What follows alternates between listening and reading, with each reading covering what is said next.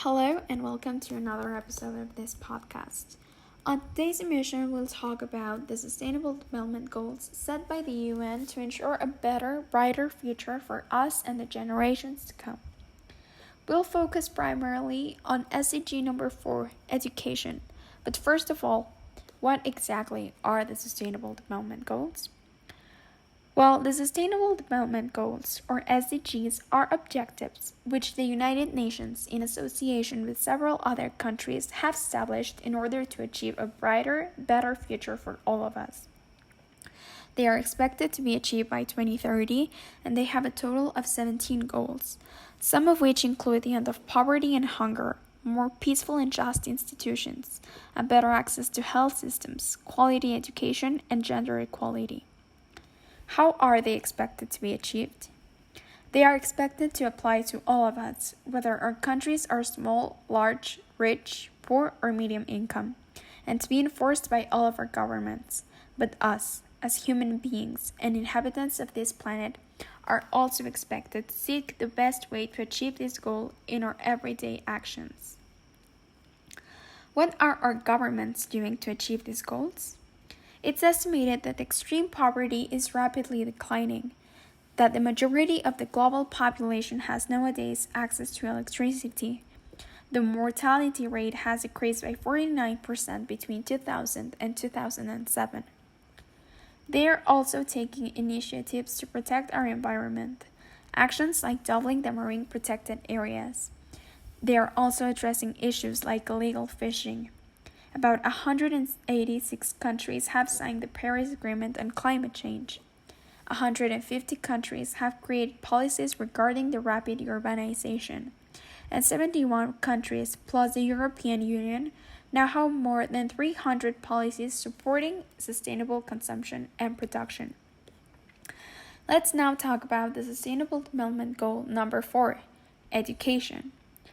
As we know, in our constitution, as well as in other countries, education is supposed to be free and available to all citizens. Sadly, this is not our reality. And even if it was, public schools are often not quality ones. The main purpose of this goal is to ensure all children have access to a good quality education, for this is the only way they can grow as people. Education is the only healthy way a person has to come out of poverty. People who do not receive education and who are below the poverty line often end up being criminals or homeless, which is why having a good educational system is so important. People with a high level of education have better chances to have a good job. People with a good job have a better quality life, better access to health, and they lead happier lives. Education can also lead to a stronger economical growth. We can all agree education must be a priority in every country, and it is, for governments are now making education up to a certain level be mandatory. In the past centuries, we have indeed seen a rise in secondary and tertiary education.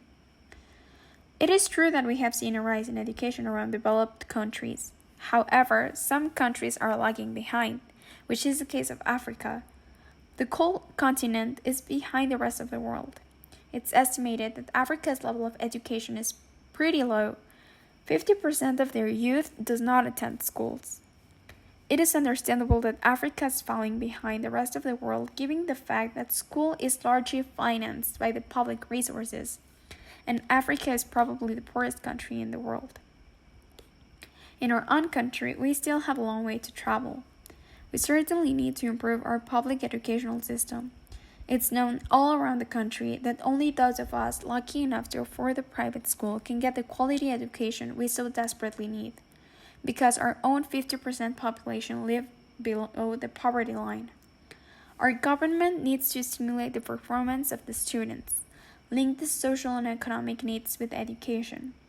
We can also improve our children's access to culture and recreational activities, and our scientific and technological innovation. I interviewed a couple of people about education, one of them who is from Italy and the other one a local teacher.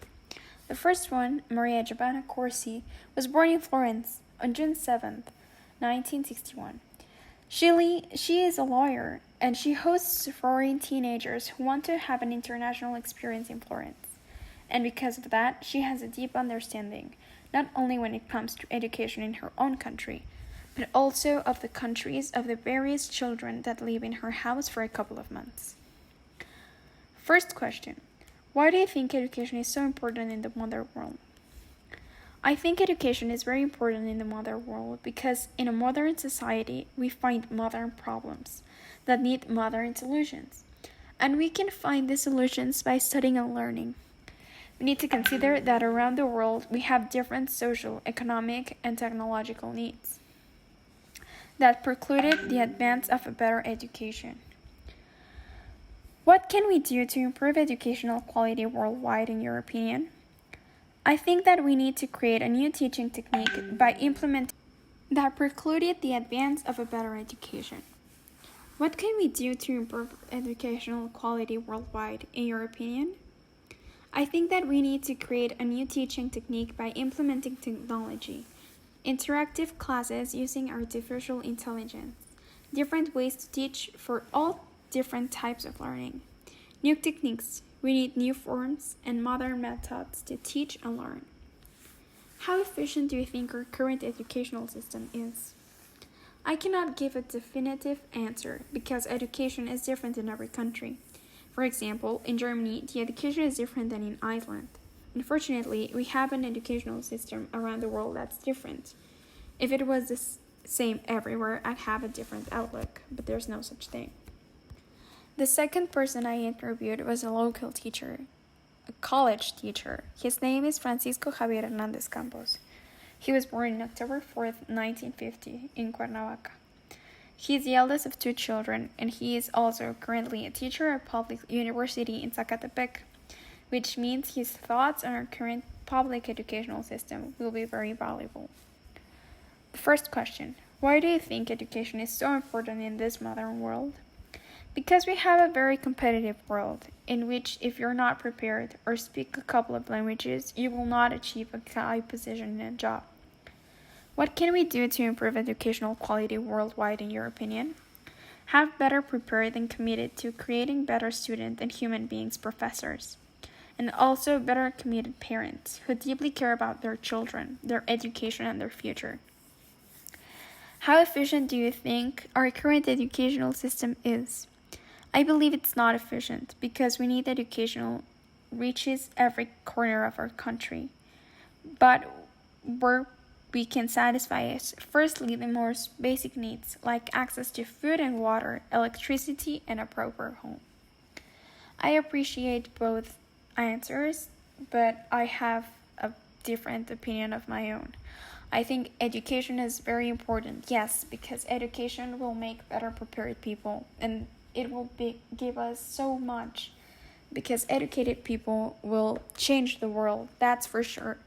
But we also have very pressing matters like, the environment. If there is no healthy environment, there can be no future jobs because there will be no resources for us to live in. Thank you.